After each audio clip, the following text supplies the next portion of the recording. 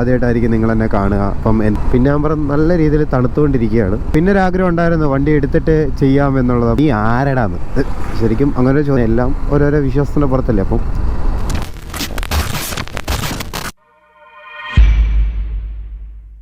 Hello guys, welcome back. അപ്പം കുറേ നാളായി ഈ ചാനലിൽ നമ്മളൊരു വീഡിയോ ഇട്ടിട്ട്. അപ്പോൾ നിങ്ങൾ ചോദിക്കും നീ ആരടാന്ന്. ശരിക്കും അങ്ങനെ ഒരു ചോദ്യം ഉണ്ടാവും, എനിക്കറിയാം. കാരണം ഞാൻ ഇതിനു മുമ്പ് വീഡിയോസ് ഇടുകയോ ഒന്നും ചെയ്തിട്ടില്ല. കാരണം നിങ്ങൾക്ക് എന്നെ പരിചയം ഉണ്ടാവില്ല, ആദ്യമായിട്ടായിരിക്കും നിങ്ങൾ എന്നെ കാണുക. അപ്പം എൻ്റെ വീഡിയോ കാണുക. അപ്പം ഞാനിതിൽ ആദ്യമായിട്ടാണ് വീഡിയോ ഇടുന്നത് എന്ന് ഞാൻ പറയുന്നില്ല. ആദ്യമായിട്ടല്ല ഞാൻ വീഡിയോ ഇടുന്നത്. ഞാനിതിനു മുമ്പ് വീഡിയോസ് ഇട്ടിട്ടുണ്ട്. പക്ഷേ വീഡിയോ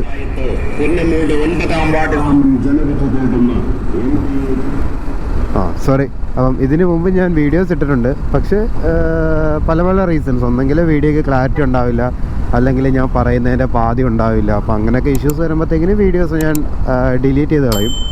അപ്പം മേ ബി ഇപ്പോഴാണ് മൊത്തത്തിലൊന്ന് സെറ്റായി വന്നത്. സെറ്റായി വന്നു വെച്ച് കഴിഞ്ഞാൽ മൈക്കൊക്കെ ഒന്ന് സെറ്റ് ചെയ്ത് ക്യാമറയൊക്കെ ഒന്ന് റെഡിയാക്കി അത്യാവശ്യം ഇതിനെക്കുറിച്ചൊന്ന് പഠിച്ച് പിന്നെ ഒരാഗ്രഹം ഉണ്ടായിരുന്നു വണ്ടി എടുത്തിട്ട് ചെയ്യാമെന്നുള്ളത്. അപ്പോൾ അങ്ങനെ വണ്ടിയൊക്കെ എടുത്തു. അപ്പോൾ അങ്ങനെ ആക്ച്വലി പറഞ്ഞു തരാം, ഇത് നമ്മുടെ വണ്ടിയാണ് RTR 310. അപ്പോൾ ഇതിൻ്റെ ഒരു ഡീറ്റെയിൽഡ് വീഡിയോ ഞാൻ എന്തായാലും ചെയ്യാം.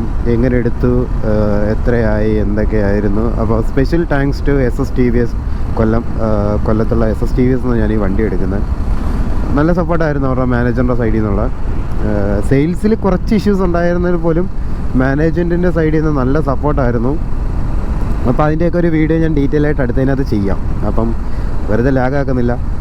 അപ്പം ഇങ്ങനെയുള്ള, അതായത് മോട്ടോ ഫീൽഡുമായിട്ട് ബന്ധപ്പെട്ടുള്ള കണ്ടൻ്റ് ആയിരിക്കും നമ്മൾ കൂടുതൽ ഉപയോഗിക്കുക. അതായത് നമ്മുടെ ചാനൽ അപ്ലോഡ് ചെയ്യുക.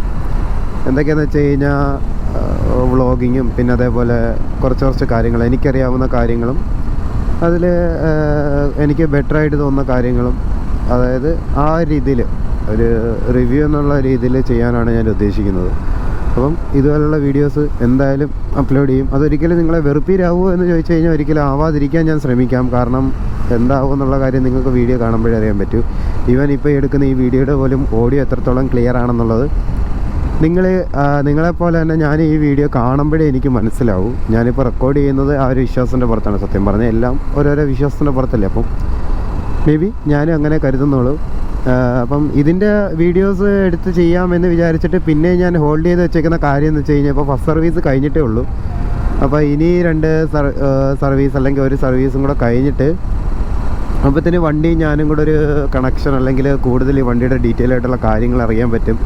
എന്താണെന്ന് വെച്ച് കഴിഞ്ഞാൽ ഇപ്പം ഞാൻ ഈ പറയുന്നത് കേട്ടിട്ട് ഒരാൾക്ക് വണ്ടി എടുക്കാൻ തോന്നണമല്ലോ, അല്ലെങ്കിൽ ആ വണ്ടി ആ വ്യക്തിക്ക് സൂട്ടാവുമോ, അല്ലെങ്കിൽ എടുക്കുന്ന വണ്ടിക്ക് എന്തൊക്കെ പ്രശ്നങ്ങളുണ്ടാവും. നമ്മളിപ്പോൾ വെറുതെ പോയൊരു വണ്ടി എടുത്തിട്ട് കാര്യമില്ല.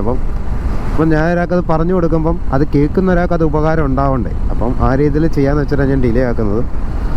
അപ്പോൾ അത് കഴിയുമ്പോഴത്തേക്കിനും റെഡിയാവും. പിന്നെ അത് മാത്രമല്ല, ഞാൻ ഇതിൻ്റെ മൂഡ് അൺലോക്ക് ചെയ്തിട്ടില്ല. ഫസ്റ്റ് സർവീസ് കഴിഞ്ഞു, 1000 കിലോമീറ്റർ കഴിഞ്ഞിട്ടാണ് മൂഡ് അൺലോക്ക് ചെയ്യുന്നത്. അപ്പോൾ ഞാൻ ഇതുവരെ കൊണ്ടുപോയില്ല. അപ്പോൾ ഇനി അത് കൊണ്ടുപോയി അതുകൂടെ ഒന്ന് അൺലോക്ക് ചെയ്യണം. അൺലോക്ക് ചെയ്തൊരു ലോങ് സ്ട്രെച്ച് കൂടെ നോട്ടിച്ചതിന് ശേഷം ഒരു ഡീറ്റെയിൽഡ് റിവ്യൂ. കാരണം എങ്ങനെ ഉണ്ടായിരുന്നു, എന്തൊക്കെ പോരായ്മകളുണ്ടായിരുന്നോ എന്ന് ചോദിച്ചു കഴിഞ്ഞാൽ ഉണ്ട്, ഇല്ലെന്നൊന്നും പറയാൻ പറ്റത്തില്ല. ഉണ്ടെന്ന് വെച്ച് കഴിഞ്ഞാൽ അതൊരിക്കലും ഇഷ്യൂ ആയിട്ടുള്ളൊരു പോരായ്മയല്ല. അത് റെഡ്യൂസ് ചെയ്യാൻ പറ്റുന്നൊരു പോരായ്മയാണ്.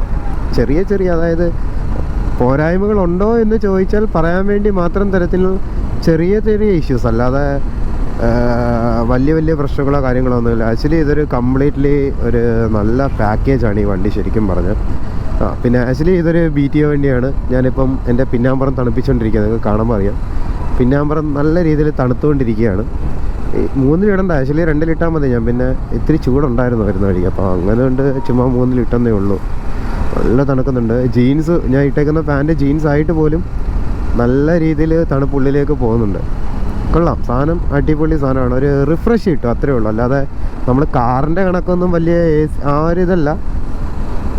ആ ഒരു ഇരിക്കുന്ന സീറ്റിൻ്റെ അടുത്ത് നമുക്കൊരു റിഫ്രഷ്മെൻറ്റ് ഫീല് കിട്ടും നമ്മുടെ പിന്നാമ്പറം തണുക്കുമ്പോൾ, അത്രേ ഉള്ളൂ. അങ്ങനത്തെ ഒരു ഐറ്റമാണ്. സാധനം കൊള്ളാം, എനിക്കിഷ്ടപ്പെട്ടു. ഞാനിത് ചോദിച്ച് മേടിച്ചൊരു ഫീച്ചറാണ്. അപ്പം എന്തായാലും ഇതുപോലുള്ള റിലേറ്റഡ് ആയിട്ടുള്ള നല്ല വീഡിയോസ് അപ്ലോഡ് ചെയ്യാനാണ് ഞാൻ ഉദ്ദേശിക്കുന്നത്. അപ്പം ടാറ്റാ, ബൈ.